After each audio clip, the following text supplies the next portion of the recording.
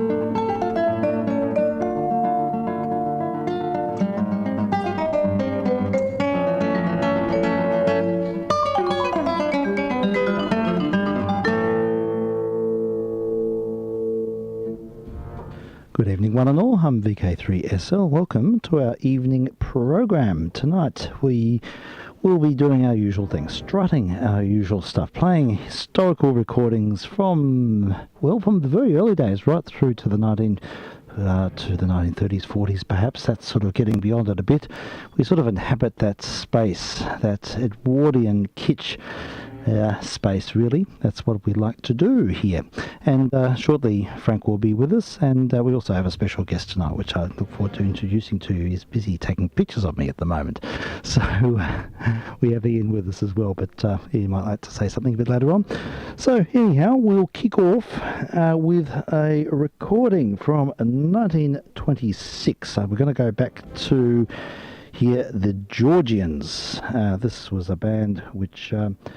sort of a studio band. I think they made a lot of records under various pseudonyms, but this record is rates very highly in my esteem, mainly because of the trombone playing by Al Filborn, who was a very gifted trombonist, but he didn't do much solo work. But here he is. He's got the lead in this, I think. Back to 1926 and the Georgians with Horses. I'm vk3sl, and I think we should be in line. No, we're not quite there yet. I know it. Oh, hello there, Frank. How are you? I'm well, thank you. Yeah, good. I'm just trying to get this. Some reasons. Oh, I know why. I'm on the wrong bus. Not thinking. Oh, all right. We'll try that again. Take two. We'll do another needle drop, and we'll just set this up ready to go.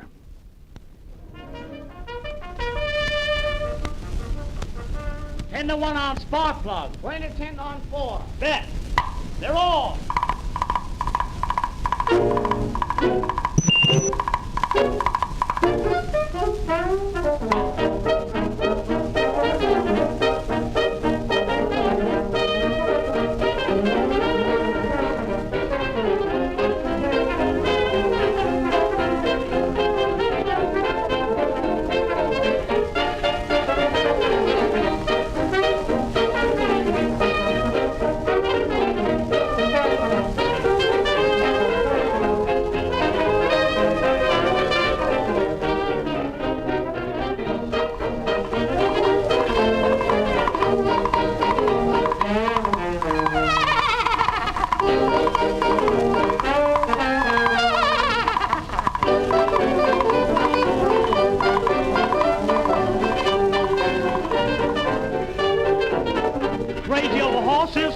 Horses, nutty over horses, goofy over horses, she's a little wild.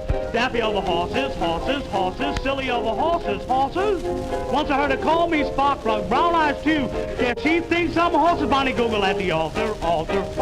Maybe she will falter. Then I'll get a halter, just to make a mine. A woman's no means yes, I guess. A horse's neigh is a horse's yes. Oh, it's horses, just a lot of horses all the time.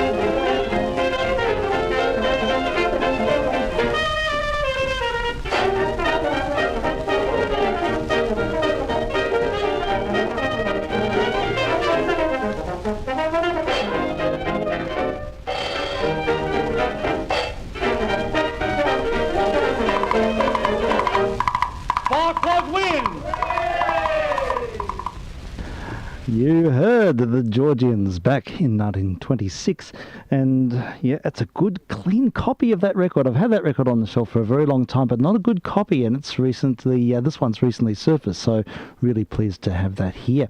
And yes, you can even hear the musicians stamping on the floor. They really got into that, I thought. So, yeah, so Good song. it's a good fun song, isn't it? It's one I should save up for Melbourne Cup Day, I think. Oh, definitely. Yes, You've played it before. yeah, I have. I look for excuses to play that one, Frank. Yeah, so Why not? yeah, so we've got Ian with us now. Ian, if you want to put your headphones on, you're more than welcome to. Ian's busy taking photographs, taking lots of pictures. Oh, so good. yeah, it's Good been, evening. oops, I'll just help him out here because we've got one of the sponge headphone bits is a bit weird. I'll tell you what, I'll put some theme music on. I'll put on a non-advertising feature while we get things sorted for a few minutes. Just stand on by.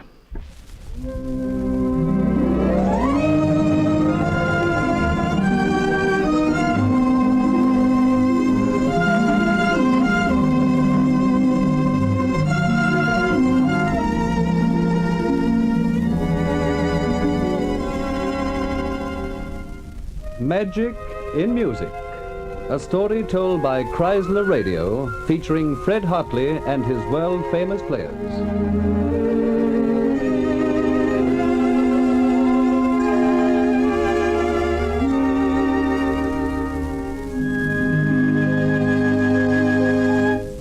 This is the story of perfect musical reproduction. In presenting this demonstration, Chrysler is making history, bringing you a perfect recording that reveals all the transcendent beauty of natural color tone played on a Chrysler radiogram. In this recording, you'll be able to pick out each musical instrument recorded faithfully in thrilling sound. So that you'll be able to judge for yourself, listen first to the instruments that make up the musical mosaic of the orchestra. For years, the piano was the bugbear of the reproducing engineers. Hear how Chrysler overcomes all technical difficulties as the magic fingers of Fred Hartley himself demonstrate for us.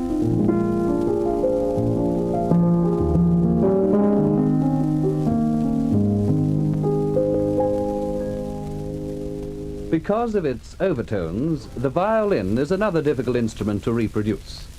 Listen how Chrysler captures every brilliant detail of Phyllis McDonald's playing.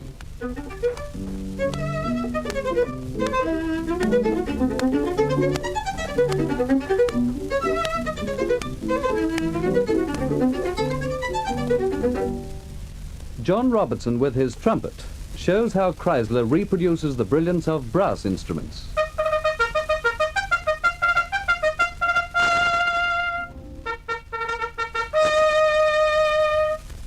And now for a real test for the Chrysler radiogram, one of the bass instruments. Clive Amadio demonstrates the bass clarinet.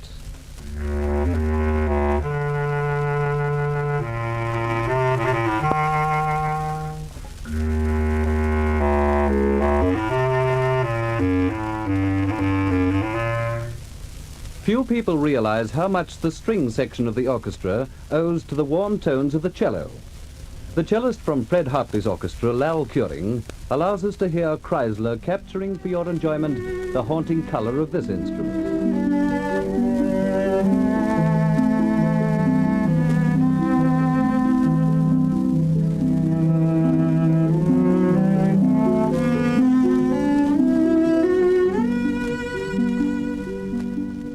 The trombone in the hands of a master is one of the most beautiful of all musical instruments.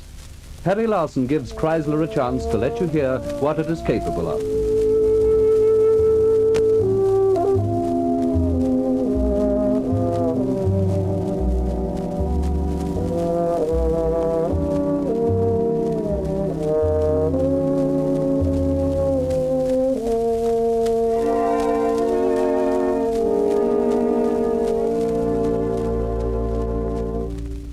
These, then, are the ingredients of our story in sound.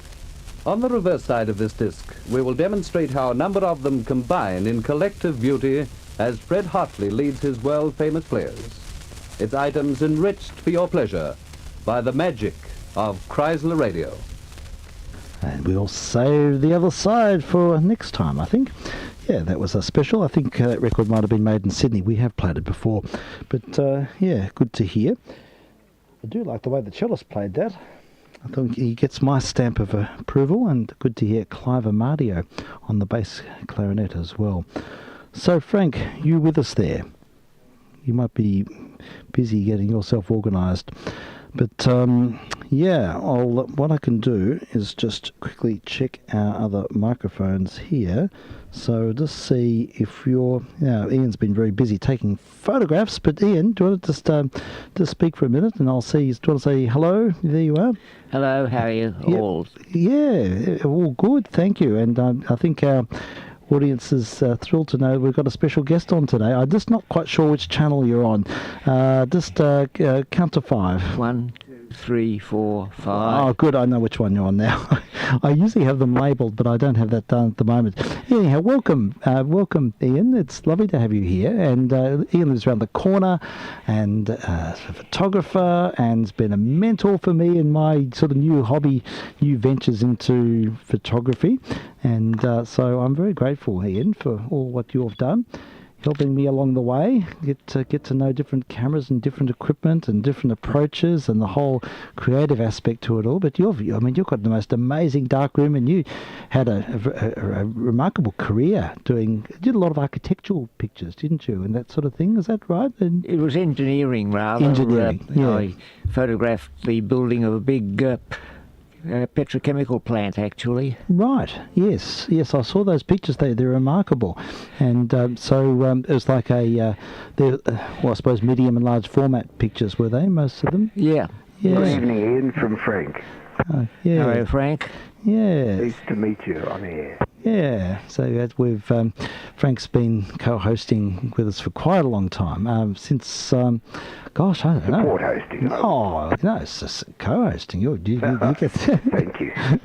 we share the chair, Frank. You do me. Yeah, but we've been going for quite a while, and I don't know, it must be 6 years or 7 years. I think it started in 2017, and we started off by having these long conversations after the program, didn't we, Frank? We certainly did. Yes, and then it's worked out really well. But yeah, so back to you, Ian. So yes, lots of different ventures with your photography, and so yeah, I saw those pictures of the petrochemical plant. I mean, they're amazing photos, and some of them would look like they might have been aerial photos.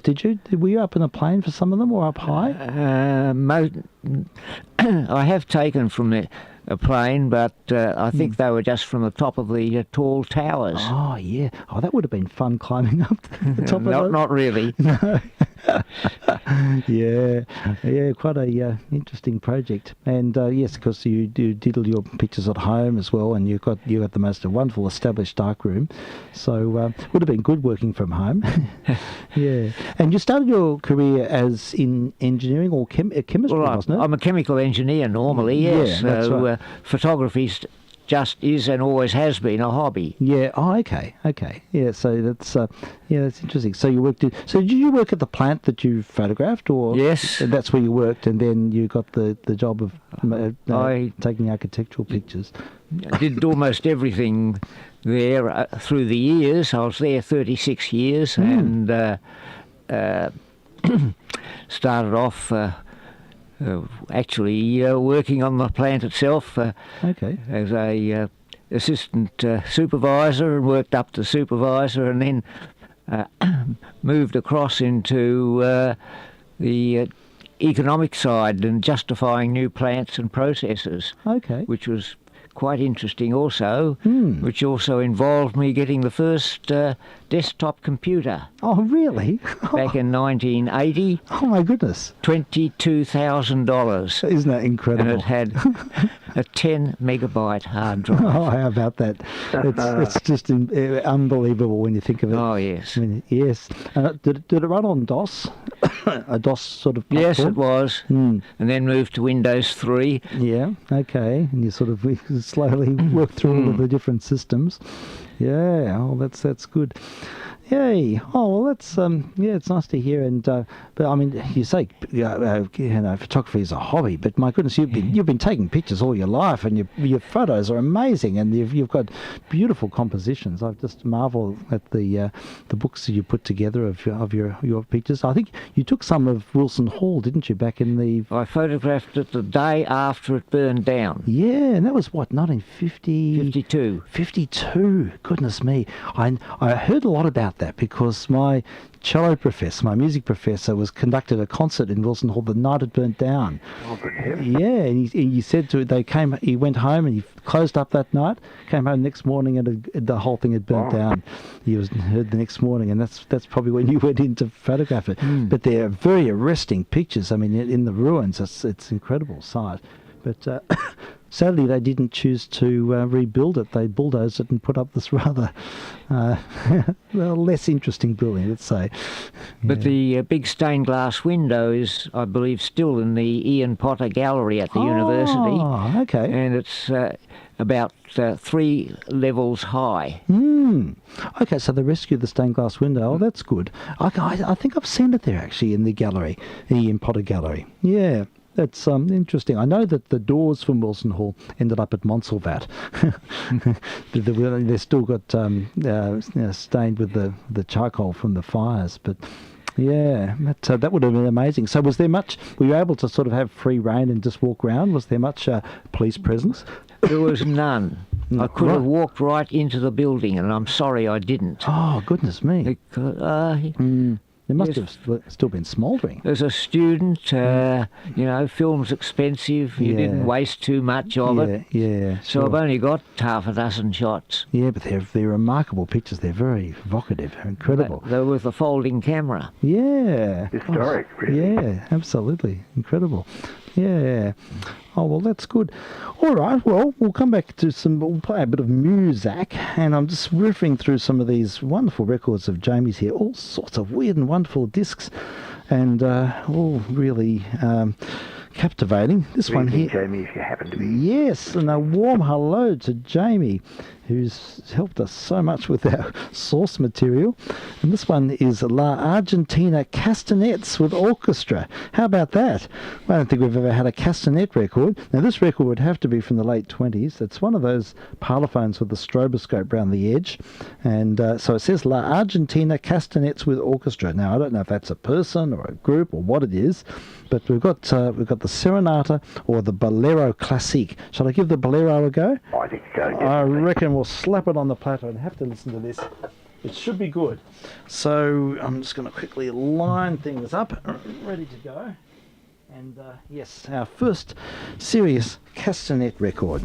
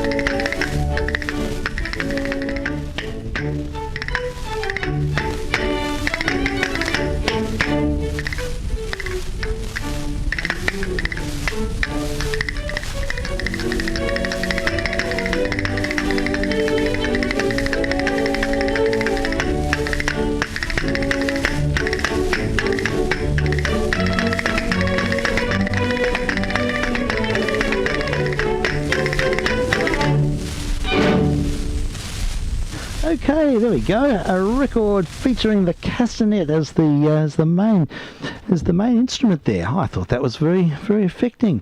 Hearing the transients, it's a really it actually captured really well, I thought.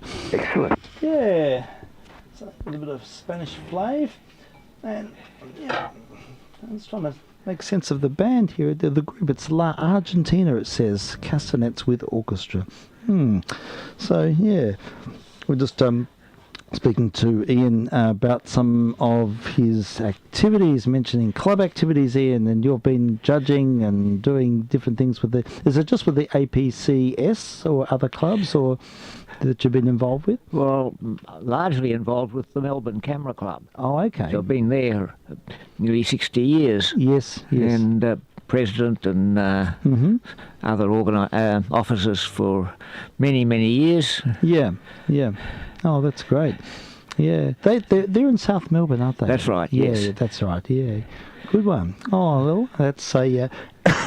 must have been enjoyable. You would have seen different generations of technologies, and would have, of course, all been analogue in the earlier times. We've still got a very strong analogue group. Probably about 30 of them attend one Monday a month. Yeah, oh, that's great. Well, you've got one analogue convert in front of you now. I've certainly found it just so enjoyable. I think I like the way analogue photography sort of, for me, it slows me down. And it means that, it means, there we go, there's the sound of it wasn't an analogue click. But, it's a digital sound, digital snap. But yeah, I have to say I have enjoyed the whole business of just contemplation and the delayed gratification. All those sort of things have been a big part of it for me. But Give more consideration to what you're going to take before you do. When the result is sort of when you can't easily correct things. Exactly. Yeah, and you only get what, for a medium format camera, you only get 12 pictures usually. Well, it's the important part of a tripod. Yeah. Even if 35mm, you put it on a tripod, it slows you down, and you've got to think about what you're taking. Yes. You've got to look at the subject, got to think about all the variables, and it's important.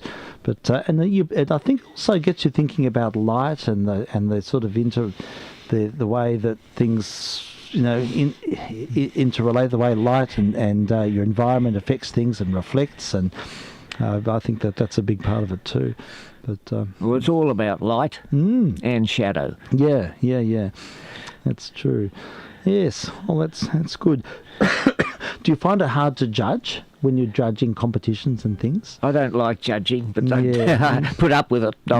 I've told the clubs that this really is the last year I'll be judging. Okay, that's fair enough. I reckon it'd be hard because I always find it, even as a teacher, I find it hard sometimes assessing, because especially when it's an artistic enterprise, because people just have different ways of looking at the world, and placing value judgments on it is a tricky business, I think.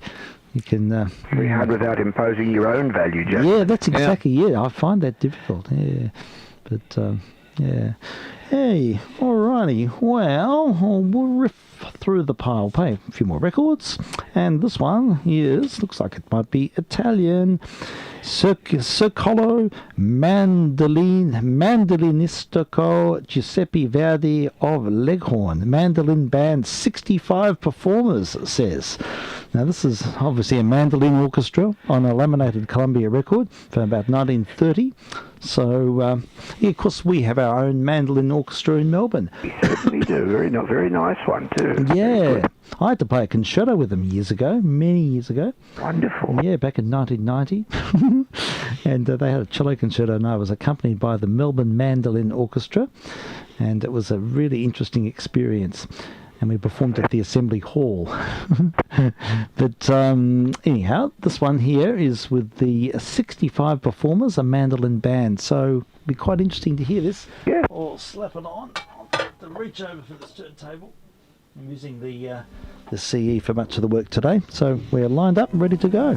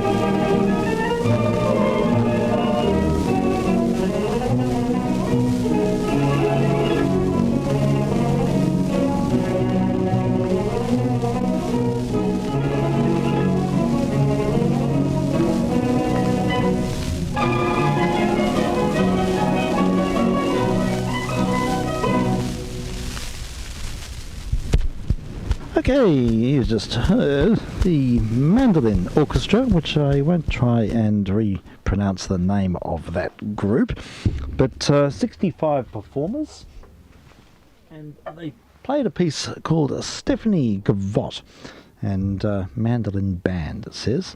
Very good. Yay, it's all good fun. So, speaking about sort of offbeat, unusual instruments, another one in the pile is an interesting archive production.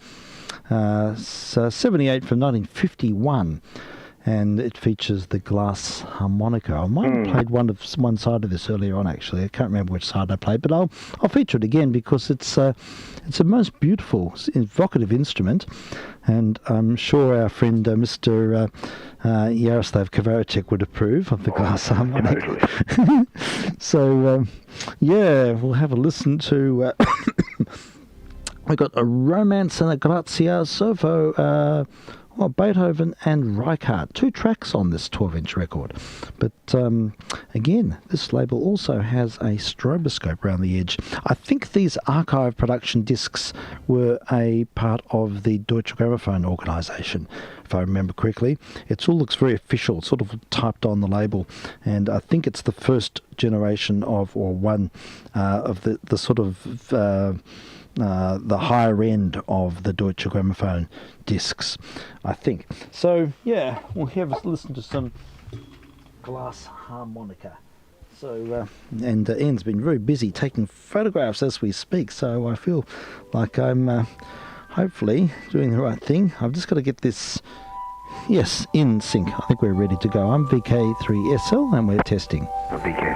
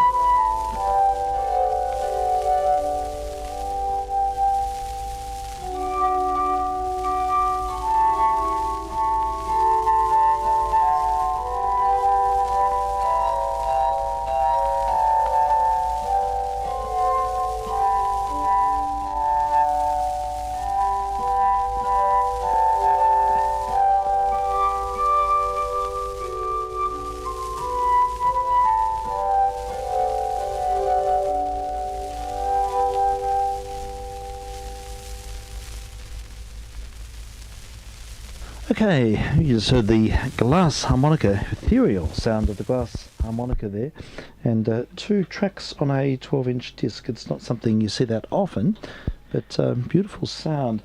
Just talking to Ian about urban sort of photographing decay in an urban setting, and what an interesting subjects, how decay and distressed states of buildings and things can be a really interesting subject, and we both share an interest in that. Yes, indeed. Yeah, it's a it's fascinating, urban exploration. I think there's sort of quite a few people on YouTube doing that sort of thing now. They're going in and photographing places and capturing the spirit of them before they get pulled down. I know the primary school down the road, which I went to Mount Waverley Primary School, and they demolished a big part of that building, and the night before the demolition, Son and I sort of snuck in, and I took a whole lot of film of inside, because I remember all the classrooms that I'd been at, and I just wanted to capture just something of it. So, yes, that's right. For my imagination, but very important. It is. I think it's important, yeah. Yeah, anyhow, we've got this pile here. I'm going to riff through it and see if we can find... So we've been busy chatting away, and see if we can find one. Excuse me.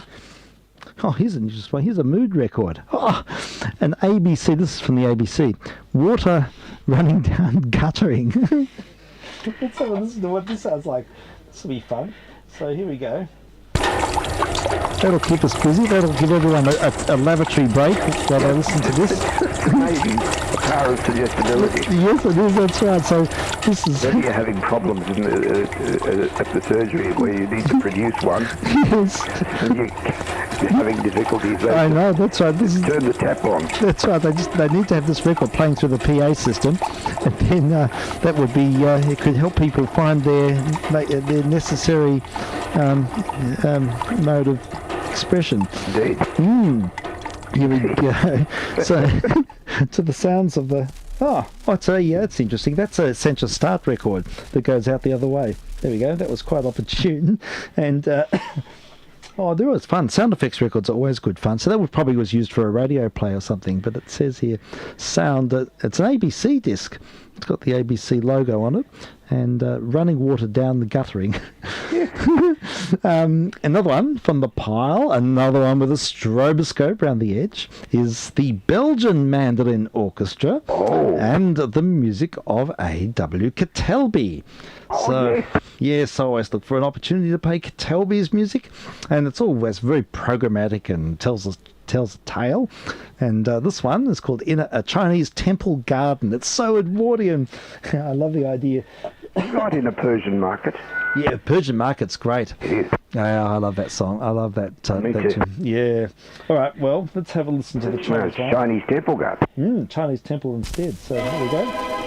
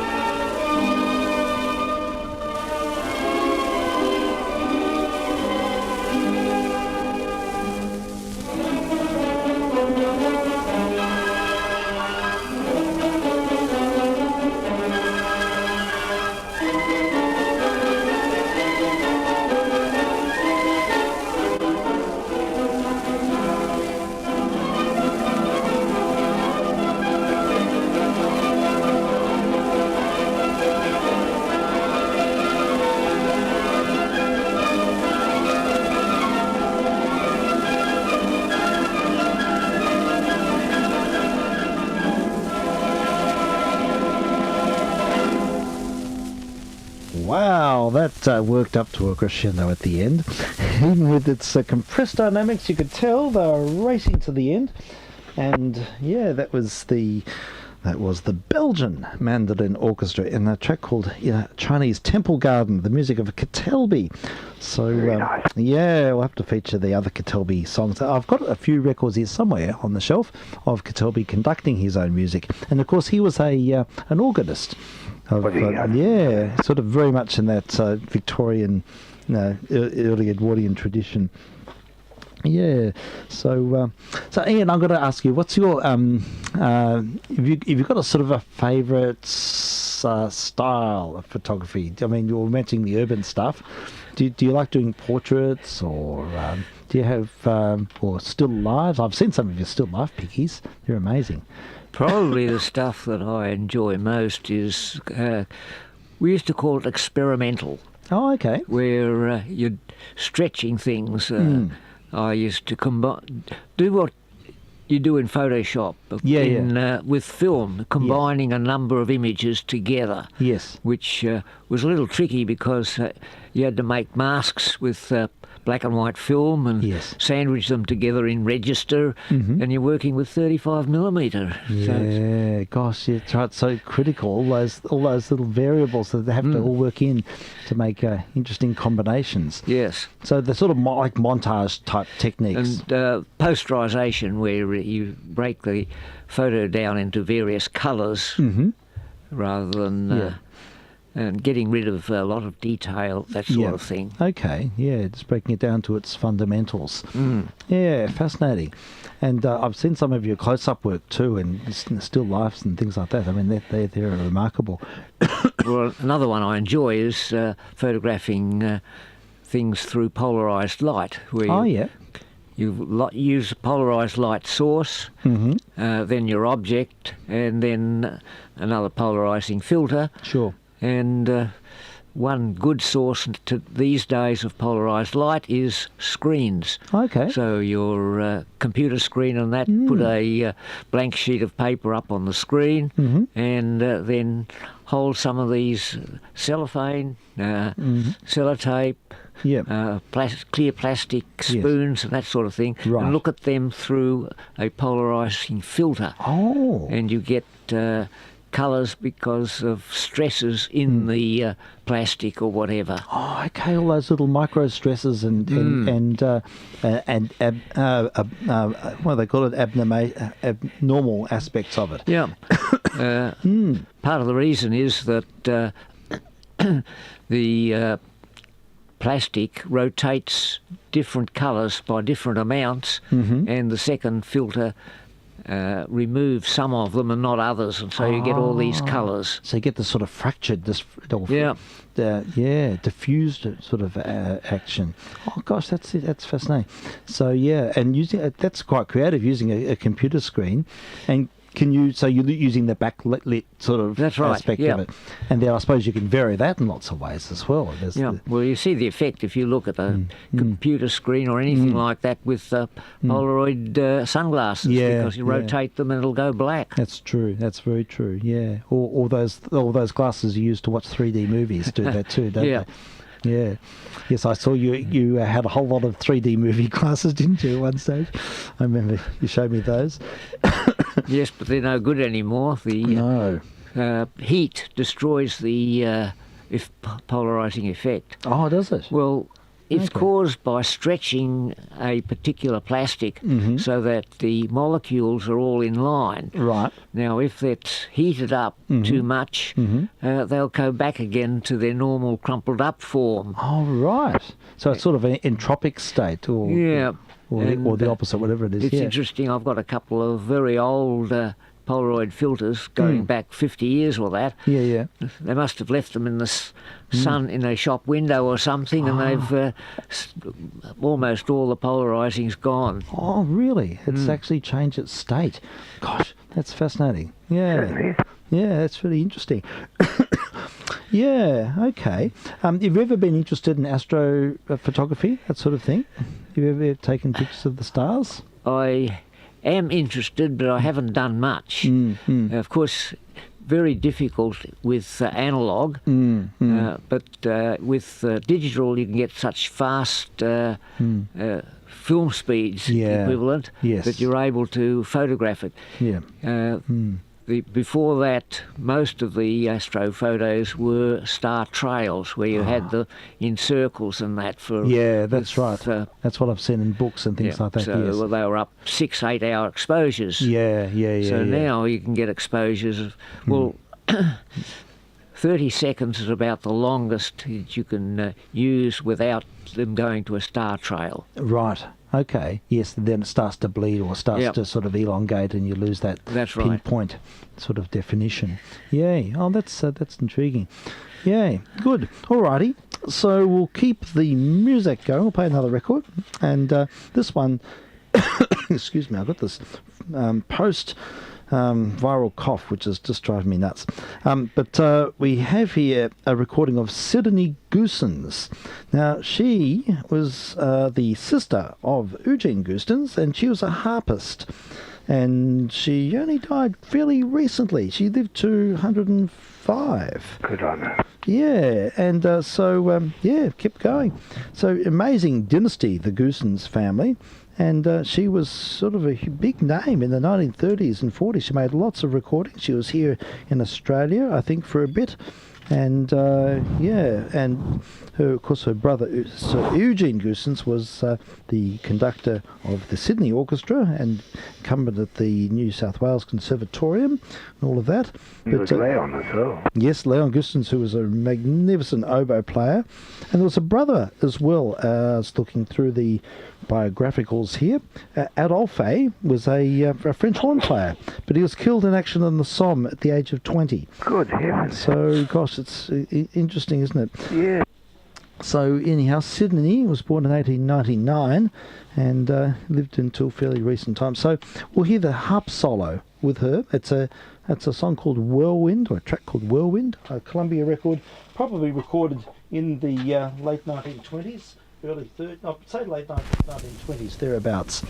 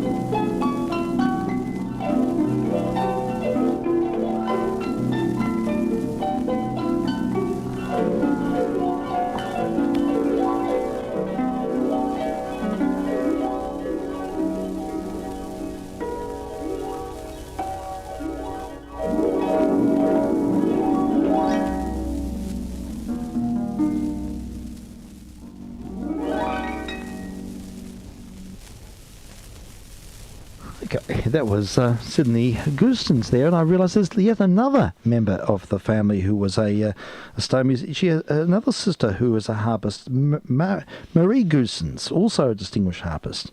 What a story. I didn't realise there were so many musicians in that family. Oh, who wrote that thing, do you know? I'm not sure. I'll just find out, Frank. I'll check in. Here we go. It's Salzedo, S-A-L-Z-E-D-O. It's a track. Salzedo, yeah. Yeah, Whirlwind. Spanish. Yeah. Here we go. The Other Side. This is. I might play this because I really enjoyed that record. Yeah. The Other Side is Londonderry Air. Oh, So yeah. this will be nice. I'm sure it'll be quite an interesting creative arrangement of it. So more Sydney Goosens on Columbia, and to think that she was only passed away a few years ago, and she was making records in the 20s. That's pretty impressive. Did she make records later in life? Do you know? I think she was she was performing in well until the 1970s. Great. Yeah. So, let's have a listen.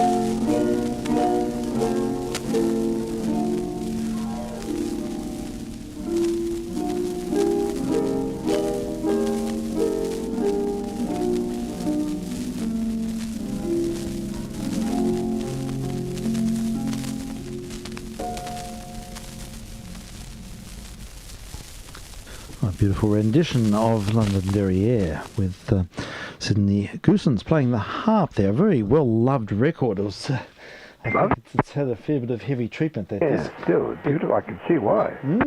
Yeah, it's good. Really good. So, yeah, I had no idea she made records, but now all has been revealed. So, yeah, good fun. Excellent. Yay, all right. Well, just riffing through this new pile of records, finding all sorts of weird and wonderful things. Well, this one's not so weird. It's a recording, I think it's quite a late recording of Nellie Melba. I think it was released in 1923. I think, if I'm not mistaken, it was recorded in 1921. So it's sort of the later part of her career, and a recording of Chanson Triste. I think it's by Tchaikovsky, if I remember, but I've got the record queued up now, I can't check.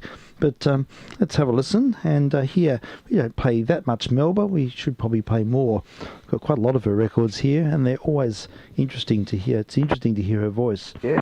And she had such a very pure voice, and had a very natural resonance. Didn't always capture that well on record, I don't think. But possibly not. No. yeah, but anyhow, we'll have a listen to this. Of course, there are 2 electric recordings, or there's actually a couple. There's one live recording.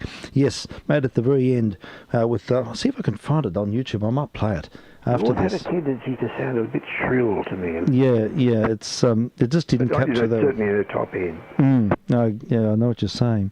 Anyhow, we'll listen to this and we'll see if I can find those late electric recordings she made at the age of 65. But she'd be about 60 here, I think, in 1921.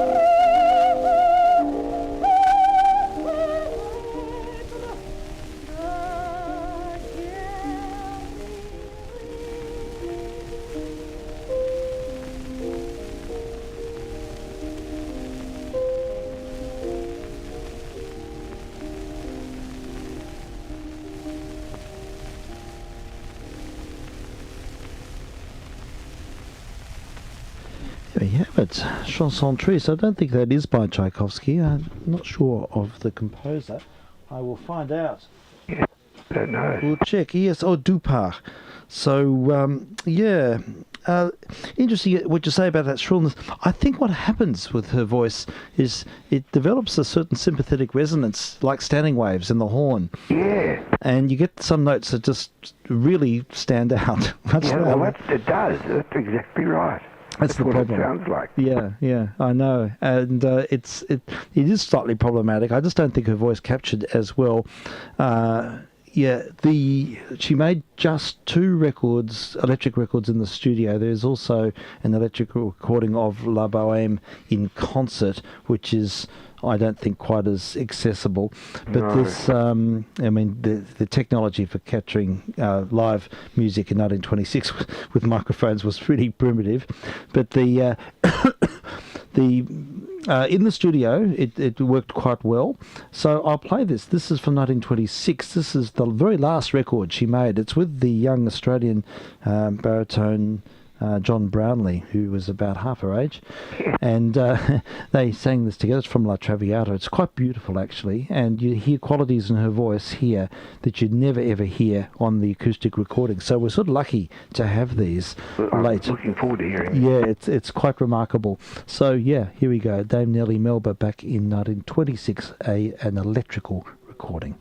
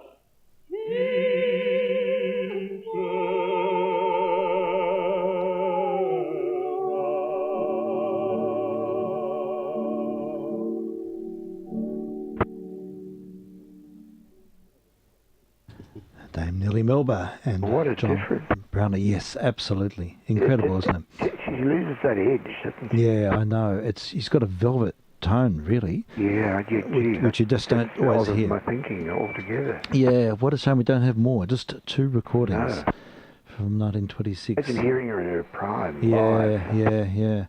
There's it's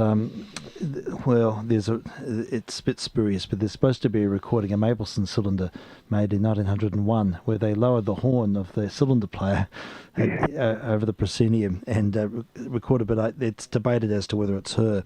But I'll say that for another time. It's an interesting story, but it's her voice it's extraordinary. The one record I had of her was a duet with Caruso. Oh, that's a wonderful record, 1907. That's right. Yeah, it's fabulous. It's so musical.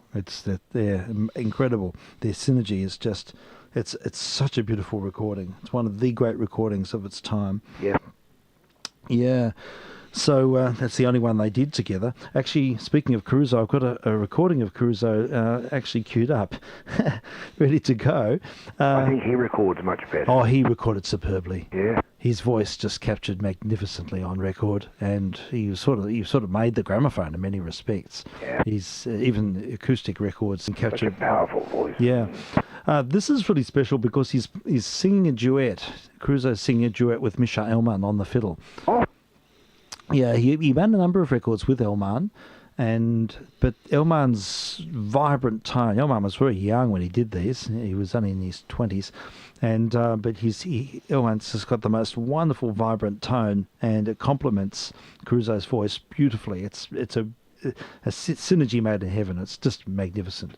So we'll hear this. It's the elegy. Let's give it a burl. So Caruso and Elman.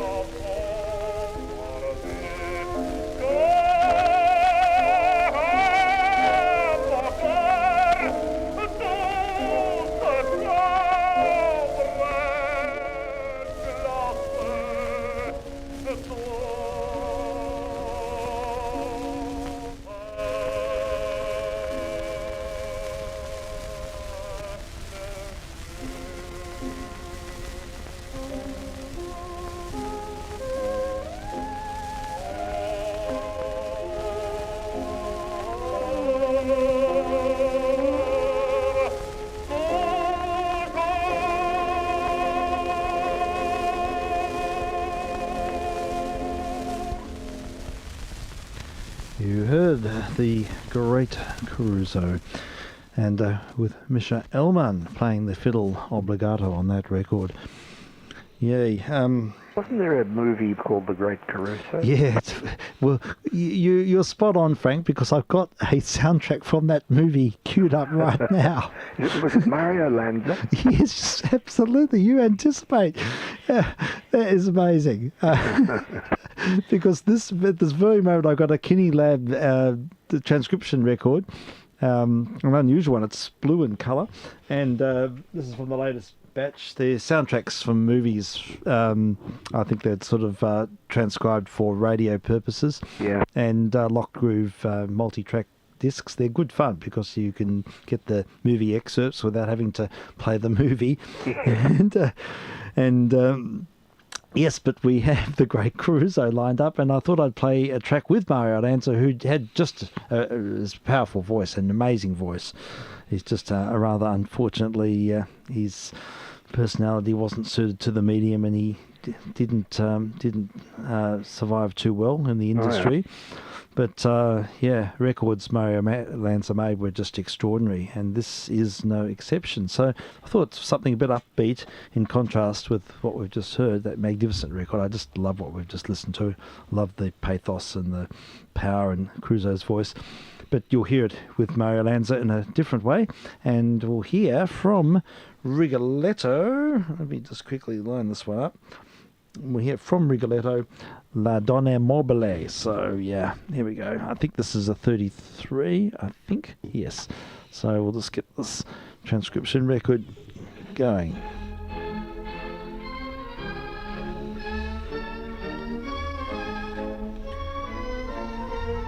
Sorry about the speed there. La donna immobile, qual piuma al vento, muta d'accento e di pensiero, sempre un'amabile leggiadro viso, in piano in riso e menzognero. La donna immobile, qual piuma al vento, muta d'accento di pensiero, di pensiero,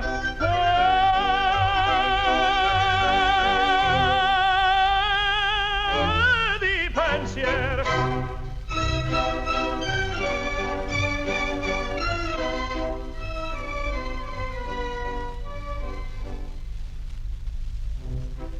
È sempre misero chi a lei s'affida, chi le confida, mal cauta il cuore, pur mai non sentesi felice appieno, chi su quel seno non liba amore. La donna immobile, qual piuma al vento, muta l'accento di pensiero, di pensiero,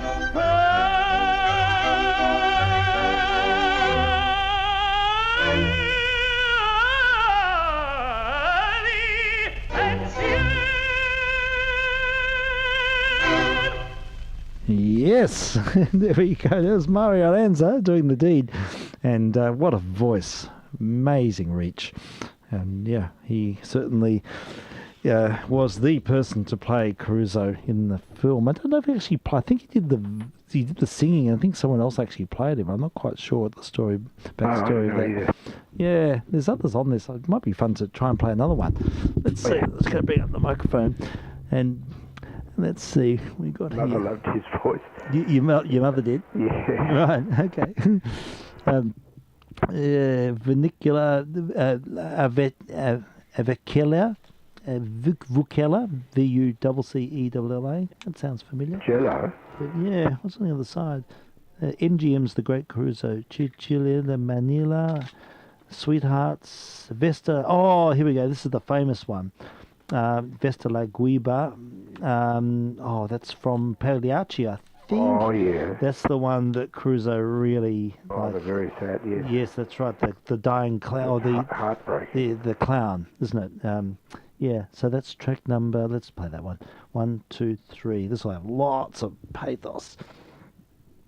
So I was going to cue this one up. So track number 3, we are... Yeah, I'll get that in. And then I can...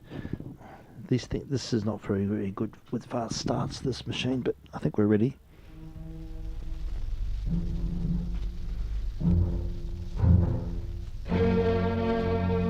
Recitar mentre presso dal delirio e non so più quel che dico e quelle che faccio. Eppure dopo sforzati, va, se tu forse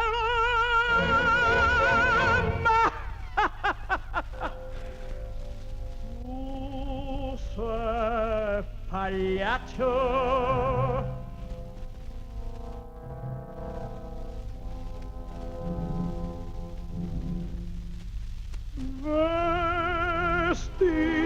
La giubba e la faccia in farina, la gente paga e rider vuole qua. Serlecchina ti invola colombina, pagliaccio e ognuno applaudirà. Tramuta in lagi lo spasmo ed il pianto in una smorfia e si inchiaccia il dolore.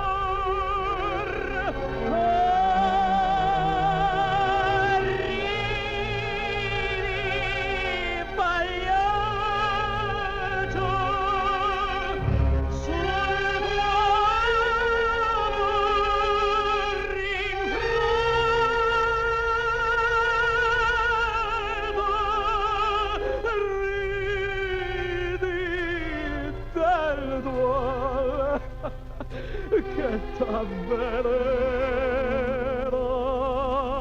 il cuore.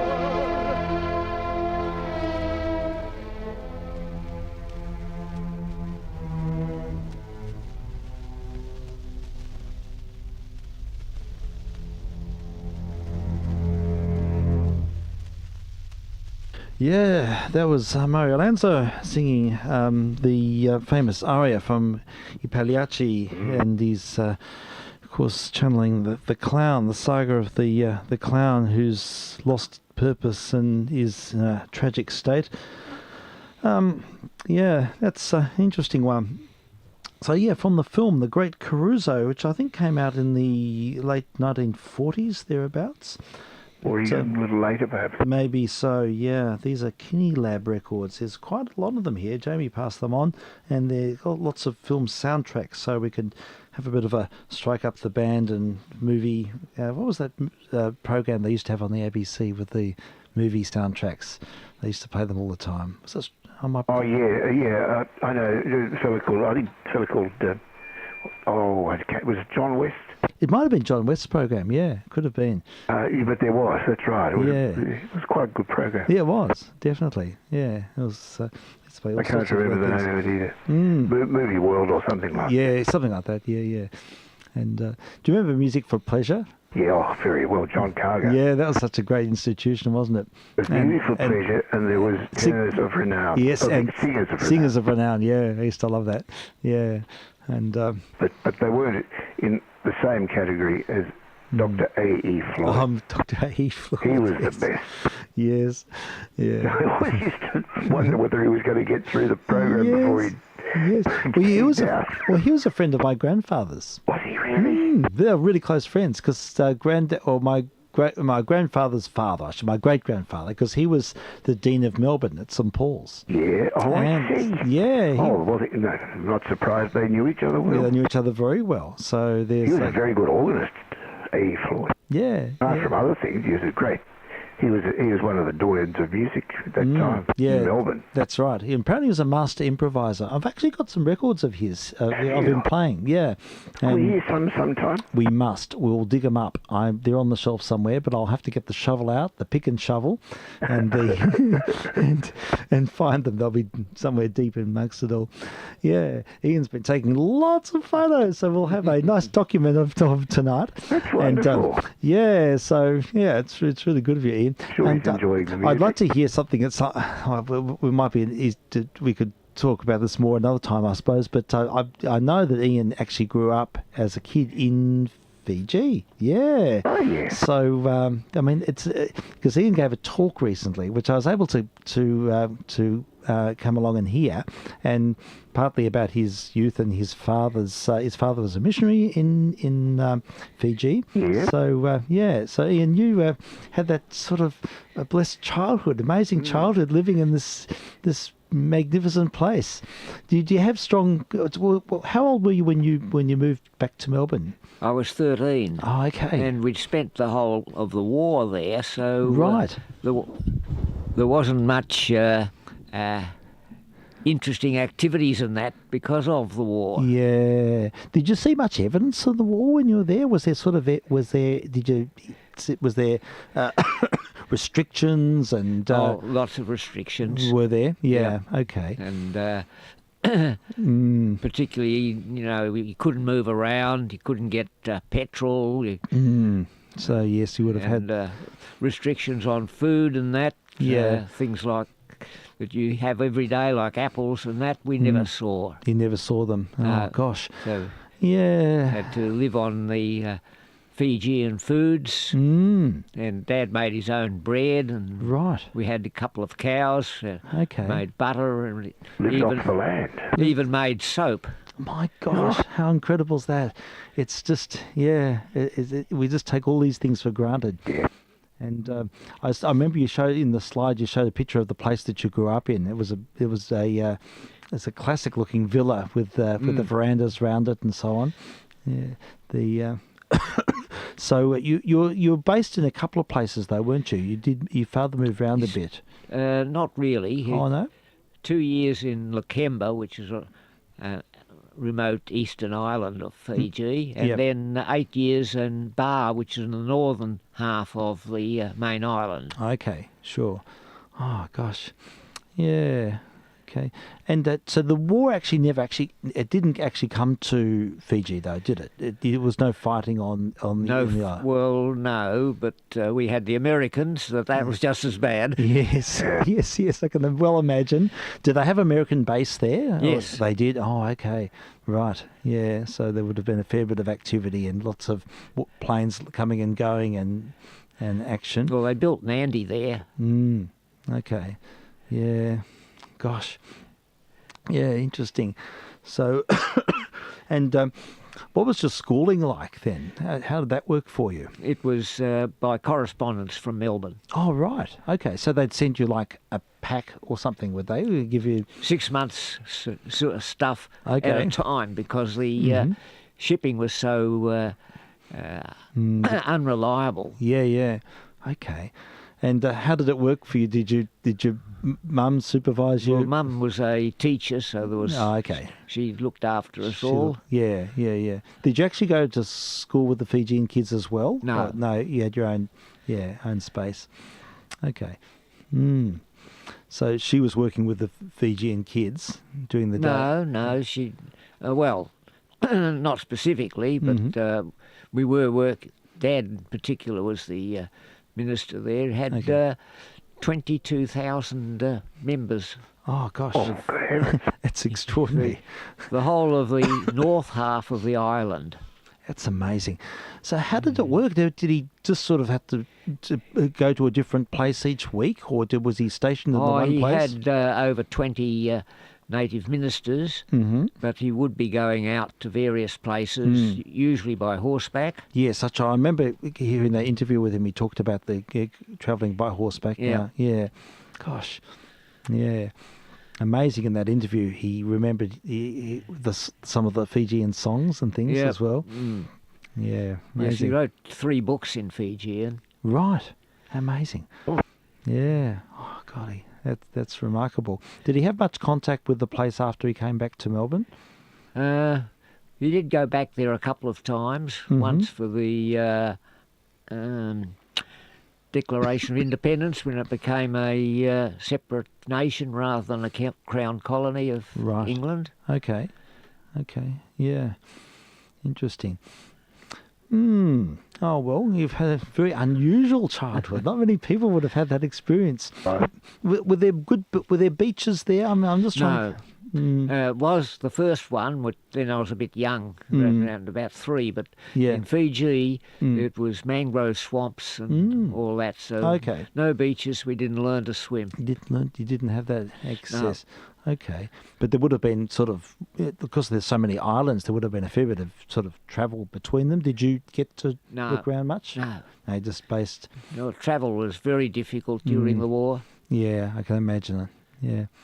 Yeah. Interesting, though. Some of those slides your father took were just fascinating. It just captured the native people and the environment. Yeah, he took a lot of photos, didn't he? Or he took, had quite a few, but not compared with these days, because it was restrictions on taking photos, and that it was under army control. Yeah, I can appreciate that. Yeah. Well, you took enough to sort of capture the atmosphere and to give an idea of what it was like. And one of the problems was that the Indians were anti-British, and yes, that was also a security problem. Yeah, I can appreciate that. Was it? It would have been fairly warm there most of the year. Yes. Yeah. Okay. And was there always good access to drinking water and that sort of thing? Well, we had that. Yes. We had a spring, and water came down by pipes from up in the hills. But we did have one problem. I can remember when the water went off, and Dad went up by horseback up in the hills and found that a horse had died in the spring where our water was coming from. Oh, no. Oh, that's not very good. Oh, that's terrible. It would have been dreadful. Yeah, everyone would have been sick. It would have had a horrible effect on things. Yeah. Gosh, Ian, that's, all interesting. Well, I'm looking at the clock, and I was just going to play one. So I've got 2 sides of a 12-inch record here. I was saving this up, and this will be of particular interest because it's Artie Shaw playing his own concerto. Yeah, he actually wrote a piece. Did he? He wrote a concerto and he performed it with his own orchestra. So so it's sort of jazz inspired. It's picking up on the vibe of the times, but it's it's rather special. I sort of wasn't really on my radar. I think there is a reference to it when we earlier on when we were playing lots of Artie Shaw. I do remember there was talk of it, and I might have played a sample, but just having the record's rather special. Oh yeah. And this is an Argentinian disc actually, so I don't know what the whether it was recorded there. It's probably recorded in America. It's an RCA Victor disc, but I think this happens to be an Argentinian release. But Artie Shaw and his Artie Shaw Y Su Orchestra, it says, and his concerto for clarinet. So, yes, he's credited as soloist and composer on this. So, 2 sides of a 12-inch record. So, I'll flip the disc in between, but I think we'll give this one a go. Should be interesting. You bet. Yeah. Let's have a little bit of Artie Shaw, and we'll make this our penultimate. I'll find something special to finish with after that. So let me see. I've got to get the right turntable in sync here. This one, that one, and just quickly before playing this, I'll just remind the listener that we are testing, of course, on 160 metres and on UHF. That's 430. What is it? 438. God, why do I keep thinking 435? 438.725 kilohertz, and we're also streaming live on YouTube. So there's a few different formats which we operate on, and we're delighted to have Ian with us as a guest tonight. And Frank and I do this regularly, very regularly, in fact. Indeed. So usually 5 to 7 on Fridays, Saturdays, and Sundays when we're around. Won't be quite that way this week because I think tomorrow I'm out, but Sunday back on board from 5 to 7 during the grey line, and where possible we do the late night program from 11 now and to the wee hours. So yeah, let's have a listen to Artie Shaw and his orchestra.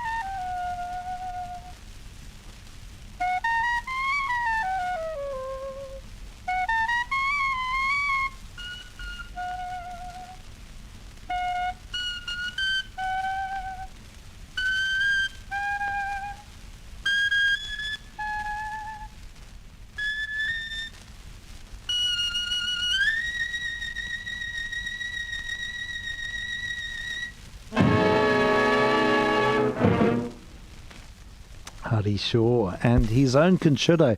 What a master musician. Remarkable playing, very expressive. Incredible. And really inventive, actually. I thought that there's a lot of interesting twists and turns with that. Lovely slides and drills.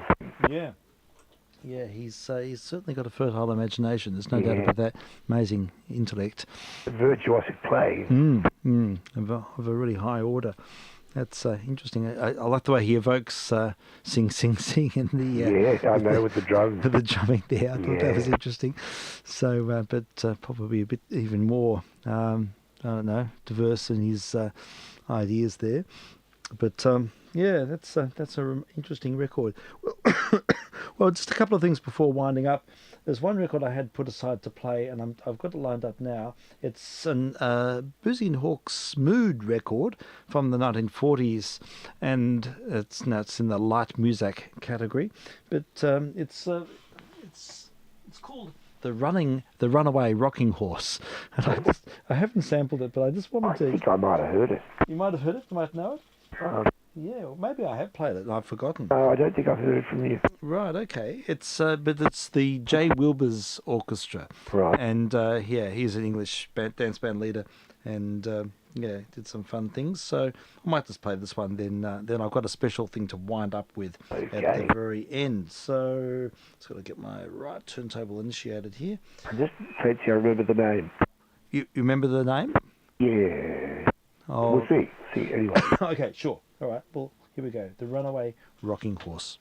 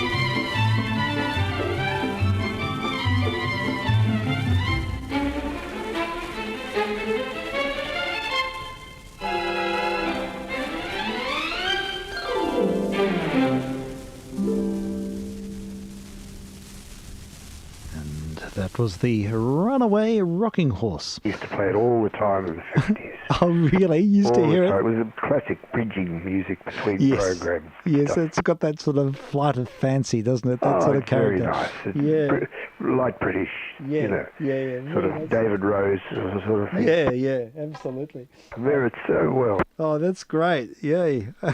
Yes, conducted by Jay Wilbur. And, look, What was the orchestra? it's the new concert orchestra. Yeah. Well, that's typical. Yes. It's British. Yeah, definitely. While we're at it, shall we play the other side? Yeah. Yeah. Yeah, let's hear the other side. It's called Fairy and the Fiddlers. I love the string music. I love this British string music. It's lovely. It's just, So tuneful and happy, isn't it? yeah, it's marvellous. I love it. So, yeah, let's... I bet I know this one too. Yeah, I'm sure you will. They're so much fun, these records. I'm just so thrilled to have at hand some of these mood records or these life musics, chapel discs. But yeah, let's hear another. And we're testing.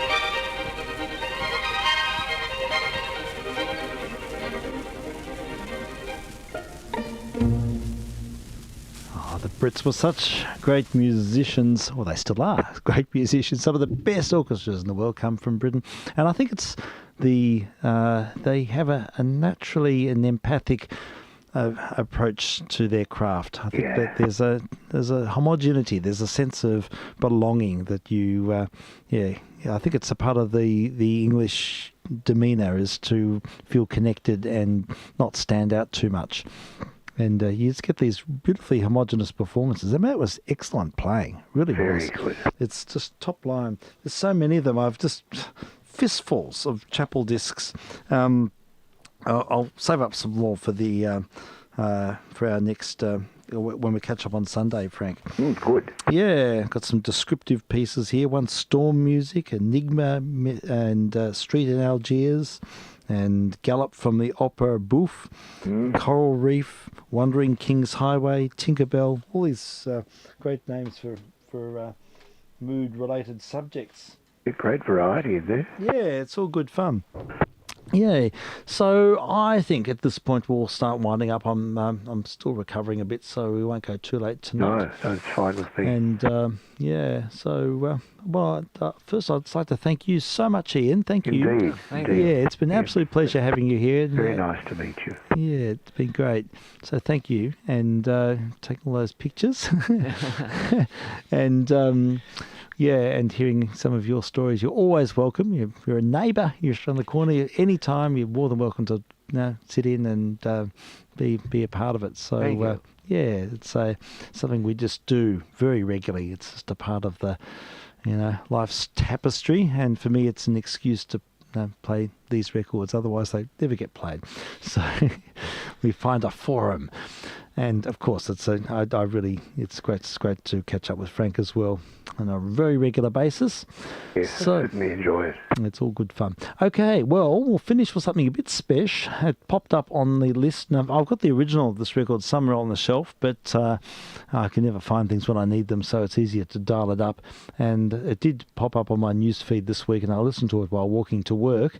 And it's the most meltingly beautiful piano playing. And the pianist is Harriet Cohen, and she's playing the music of Bach and the Prelude and Fugue in E-flat minor, BWV 853. It's just so beautiful.